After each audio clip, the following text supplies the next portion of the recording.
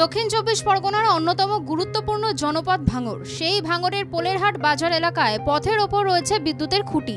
জনপথে সেই বিদ্যুতের খুঁটি সৃষ্টি করে তীব্র যানজট। যেহেতু এই পথ দিয়ে লাউহাটি ও হাড়োয়া যেতে হয়, তাই হাজার হাজার মানুষ সেই যানজটের মুখে পড়েন।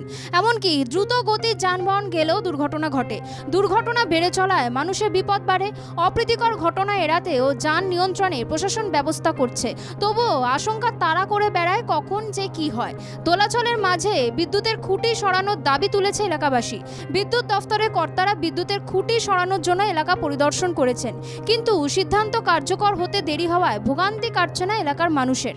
একটু গাড়ি বেশি আসলেই এখানে জঞ্জাট হয়ে যাচ্ছে। আগে থেকে ছিল সেইভাবেই আছে, তার সত্ত্বে আমি জানি না, তবে অসুবিধা হচ্ছে এইটাই।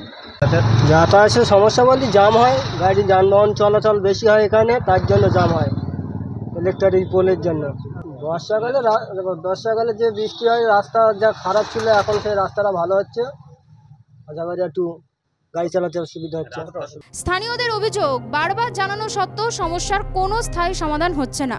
বিদ্যুতের খুঁটির কারণে বাজার এলাকায় প্রতিনিয়ত যানজট হচ্ছে। কিছুদিন আগে প্রশাসন ও বিদ্যুৎ দফতরের আধিকারিকরা এলাকা পরিদর্শন করেছেন। এলাকাবাসী চায় প্রশাসনকে অনুরোধ করব দ্রুত এই খুঁটিগুলি রাস্তার বাইরে সরিয়ে দেওয়ার জন্য।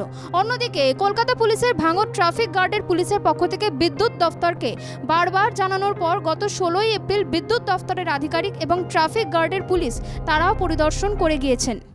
বিগত কয়েকদিন আগে দুটো অ্যাক্সিডেন্টও হয়েছে, যাতে এই অ্যাক্সিডেন্টের হাত থেকে রক্ষা পাওয়ার জন্য বাসগুলো একটা বাস স্ট্যান্ড করার দরকার, রাস্তা যাতে না রাখে।